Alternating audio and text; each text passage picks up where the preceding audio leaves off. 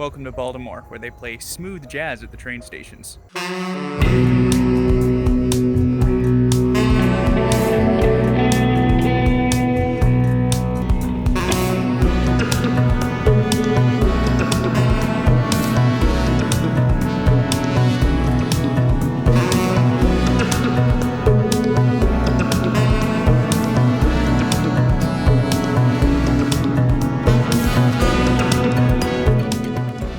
Baltimore has a really weird rapid transit system. It's the worst city in the Northeast when it comes to rapid transit coverage, lacking the sprawling subway lines seen in DC or New York, and the LRT and commuter rail lines are far less than in Philly or Boston. Baltimore has two rapid transit lines, a metro and a light rail. And they also have two commuter rail lines, but those are different. I do have a video about that here. Baltimore's metro line runs from the far north suburb of Owings Mill through downtown Baltimore to Johns Hopkins Hospital. The LRT runs from the far out station at Hunt Valley through downtown Baltimore to either the BWI Airport or Glen Burnie. These two systems don't directly connect to each other anywhere, but there are a few spots where you can make a fairly short walking connection. Today, I'm going to be answering the big question: which is better, the light rail or the metro? The answer may or may not surprise you. First, let's check out the metro.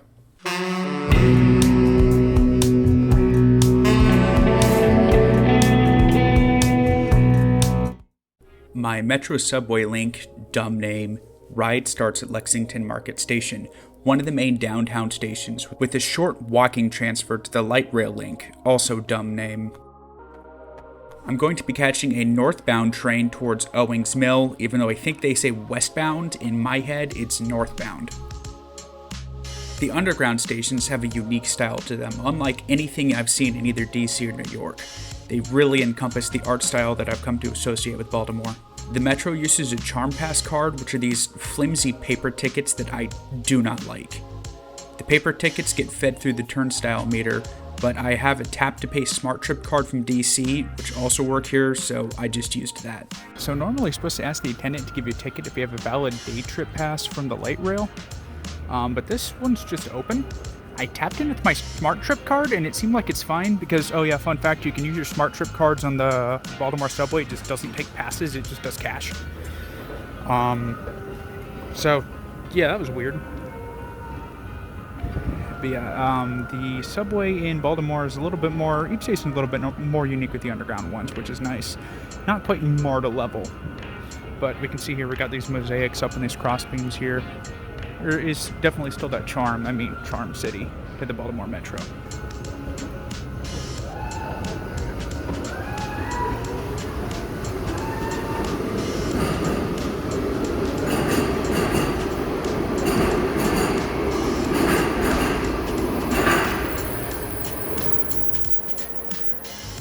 I'm going to be taking a train up to Owings Mills. I'm going to check out one of the above ground stations here.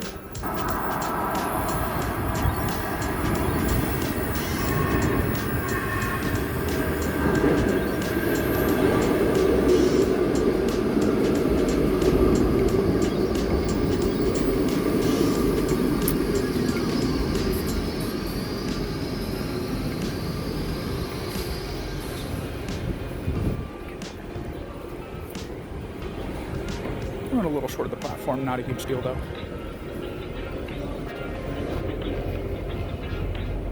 This is Lexington Market.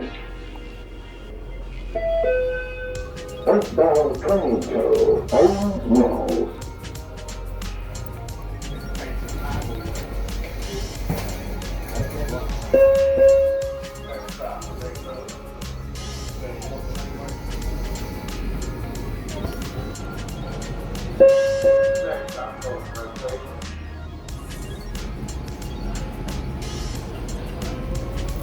Also not the cleanest, but no worse than DC Metro. It's a lot louder though, especially underground.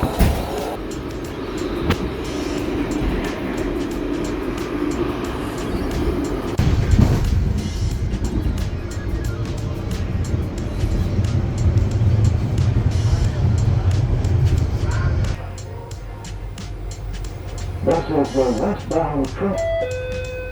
Mills.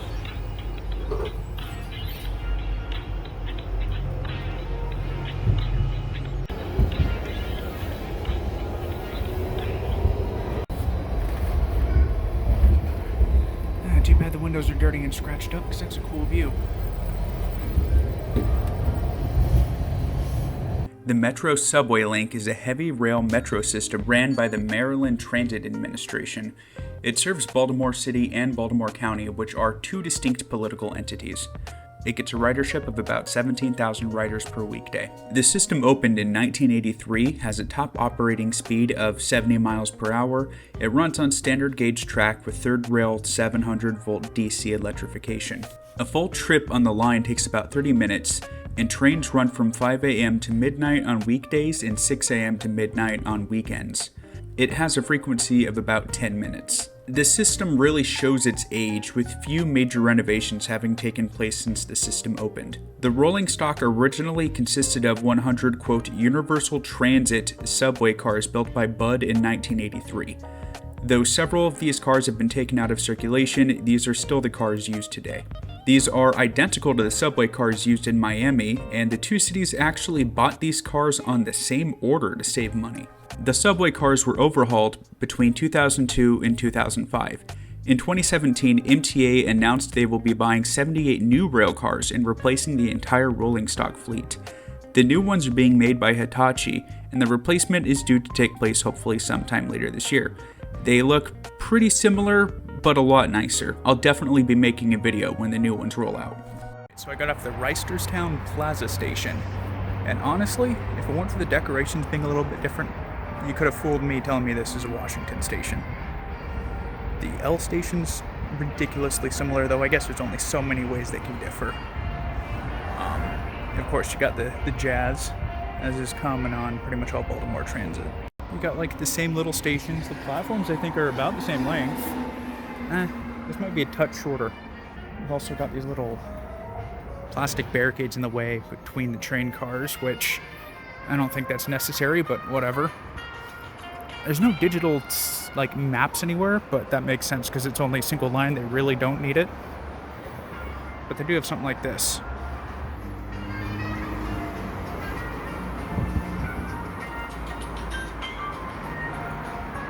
State Center, which is one of the other areas transferred to the LRT. Don't know if my smart trip card is going to work tapping out because it was being really weird tapping in. We'll see.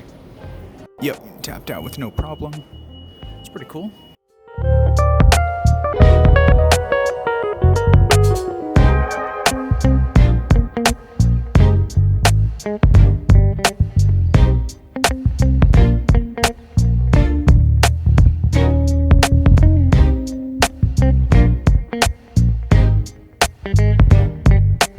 For some final thoughts, one thing I noticed, no door delay.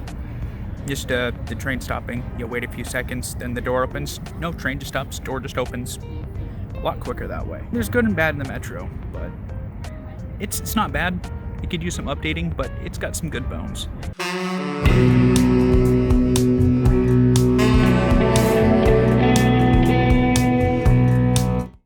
At the Hominem Business Park LRT station. I think this is Baltimore County. I don't think I'm in Baltimore City anymore. Baltimore County, Maryland.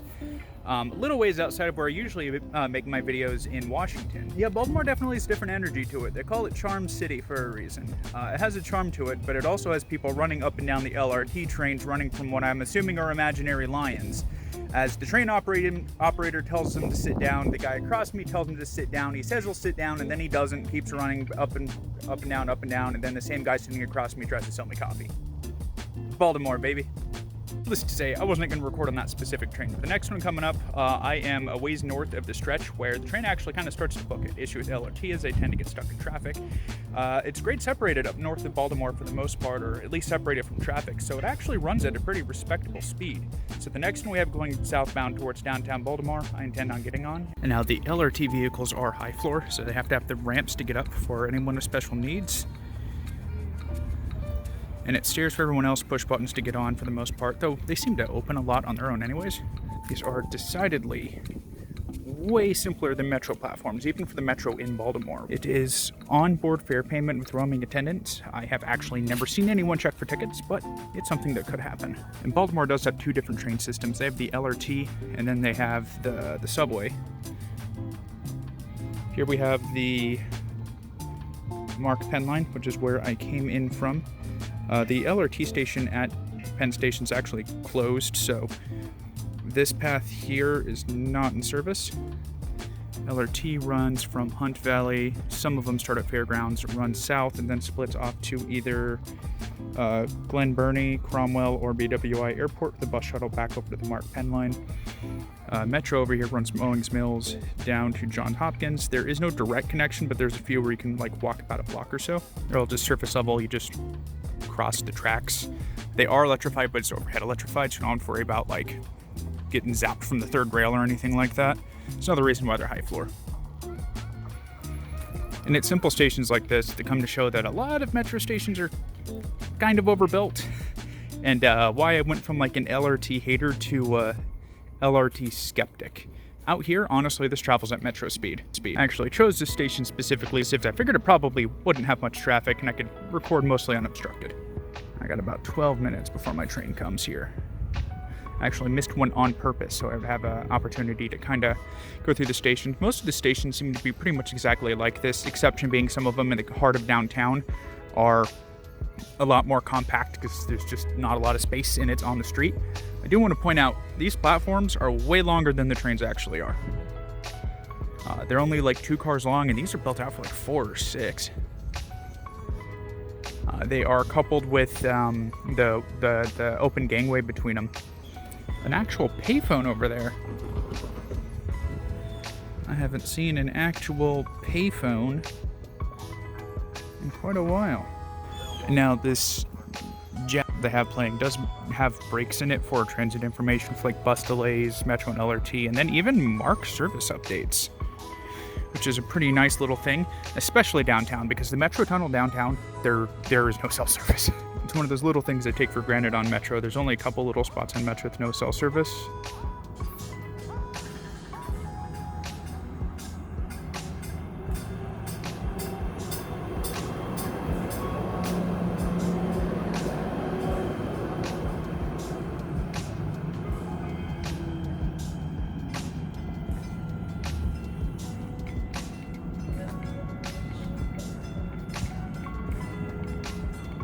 Wow, the times on that timetable are not remotely accurate.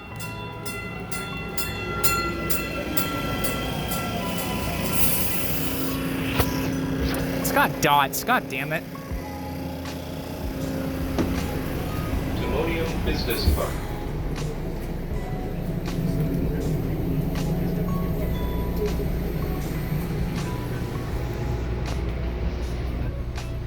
Train destination BWI. Next stop, Victorville. Thank These big rotones, they don't use tracks. They do the subway, they clean the subways, they do the regular MTA, but they don't clean the automobiles. And the surf dome, they don't clean the light rails. They don't clean the light rails. The Light Rail Link is a light rail transit system also ran by the Maryland Transit Administration. It also serves both Baltimore City and County. It has a ridership of 13,700 people per weekday. The system opened in 1992 with a top operating speed of 60 miles per hour, though it rarely goes that fast, especially in downtown.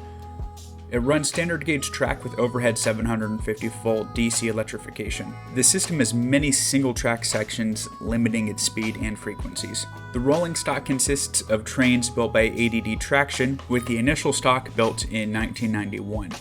A slightly different model was introduced in 1997 following the expansion of the LRT line. They're articulated in the middle. I've only ever seen 1-car trains run, but apparently they get up to 3 cars in length, particularly on game day. MTA has a total of 53 LRVs, but it's rare for more than 40 to ever be out in service.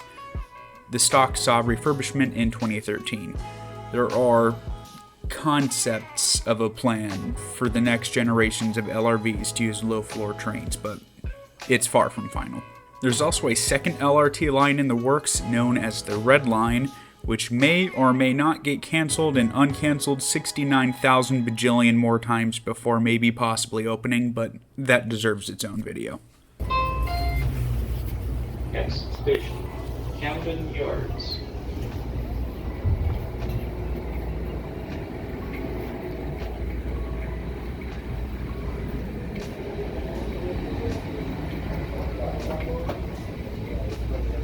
Please remember, there is no eating or drinking on the train. Next station. Hamburger destination. DW5 St.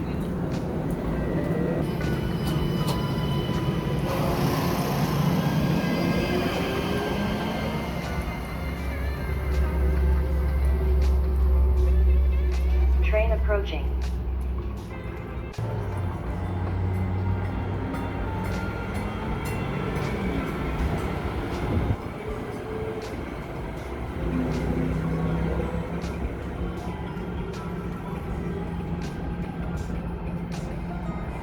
All right, so now I'm outside of Orioles Park at Camden Yard, which is the transfer station to the MARC train, which goes to DC through Laurel, Greenbelt, and College Park. This is like the southern end of downtown, I guess. I will say so far, I've had a mostly positive impression of the light rail here. Through downtown, it's very, very sloped because it does run in mixed traffic. Outside of downtown, it seems like it's mostly in its own right of way. Like there are level crossings, but you don't have to stop at every other stoplight, right? And it honestly, it was booking it up towards like Lutherville, and that Timonium, the whole area up there.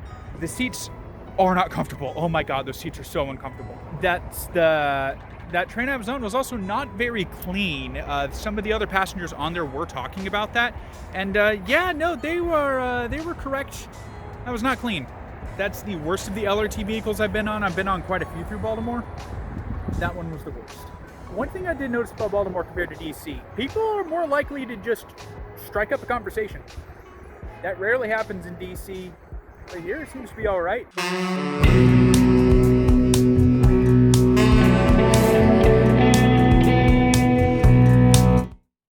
Let's compare. First, the Metro. Overall, the Metro was more comfortable. The seats, while in poor condition, were actually super comfortable. Genuinely, no complaints there. It's considerably more comfortable than DC's 7K train cars and even a touch more than the 6Ks. The Metro's completely grade separated. There's no interaction with car traffic, keeping the route quick and efficient. The stop spacing is further than the LRT, which means on average it's harder to get to a Metro station, but lets the train run a lot faster because it doesn't need to stop as often. The Metro, while not clean, was cleaner than the LRVs. The dirtiest Metro train I rode was still cleaner than the cleanest LRV. I didn't come across any crazies on the Metro. At all. Can't say the same for the light rail. The subway, as far as I can tell, has no intermodal connections. No connections to airports, Amtrak, or MARC, and it doesn't even come close to any of them. Metros in general tend to have higher friction, as you have to walk down escalators and along mezzanine and deal with fare control and go down more escalators. Actually getting to the train can take several minutes. While the LRVs aren't exactly new, the Metro looks and feels a lot older. There is no cell service in underground areas, making my TikTok rotted ADHD brain go absolutely crazy. Metro is safer than LRT, since it's less likely to hit cars or pedestrians. Fare control is more efficient and evading it is harder. Well, it is when you aren't just leaving a fare gate open. Also, these fare gates are super easy to just step over, so maybe look into replacing them? In theory, at least. Fare evading on Metro is harder. The Metro trains are level boarding, which makes them significantly easier for not just wheelchair users, but anyone with a bike, stroller, cart, or anything else with wheels. The subway cars are also just better for bikes and bulky items in general. There's a lot more space. The trains and seats are wider in general, and as a man of considerable width, I appreciate that. Now for the light rail link. Biggest complaint, these seats hurt my butt. You know those hard plastic seats on many city buses where the fabric is just to hide the dirt and provide no comfort whatsoever? Yeah, that's what the seats on this are. Not comfortable whatsoever. The LRT is also significantly slower downtown for several reasons. The biggest and most obvious reason is that it basically runs as a streetcar. So it gets stuck in traffic, has to stop at red lights, and the stop spacing is a lot closer, meaning the train has to stop more often. This appears to also be an issue at the north terminus near Hunt Valley as well, but I haven't been to that area before. I think the LRT stations overall are way too close in many areas, even outside of downtown. I think a third of the stations or more could be cut with minimal impact. The stops at Camden Yard and Baltimore Convention Center are comically close to each other. The LRVs were absolutely filthy. There's definitely a favorite child when it comes to basic care, and it's not the LRT. The LRT also had 100% more imaginary lions chasing a passenger. Very fun S-tier experience. Almost every trip I've taken on the LRT has had something similar, and it reasonably scares people off from taking public transportation. When it comes to getting to the stops, you just walk up to the platform. There are no long escalators or fare control. It's a lot simpler, and it's an advantage that an underground station with fare gates just can't achieve. The LRT does look and feel newer, but with the cleanliness and maintenance issues, I'm not really sure it matters.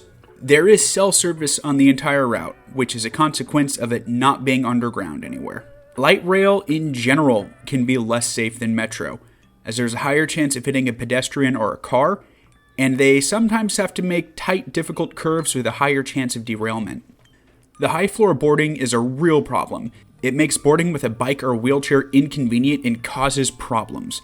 I understand low floor can cause there to be less seating, but I think that compromise would be worth it.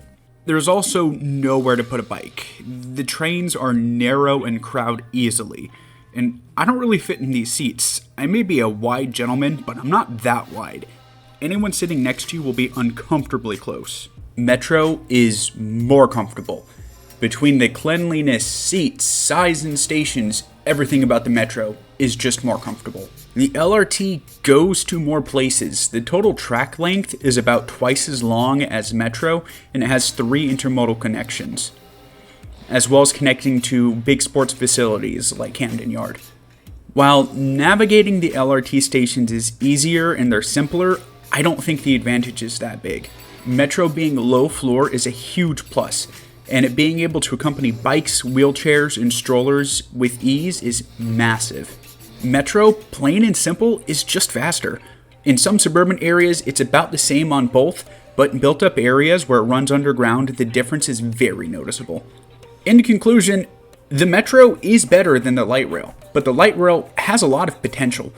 I won't go into too many details in this video, but I think the LRT could be framed as like a pre-Metro or light Metro system, and in my humble, uninformed opinion, it could be converted to a Metro-like service for a reasonable price with drastic service improvements. But considering that the Red Line project is also light rail, I don't think they're interested in that. That's all I have for you today. I'm trying to broaden my content sphere a little bit outside of just DC, but hey, travel is expensive.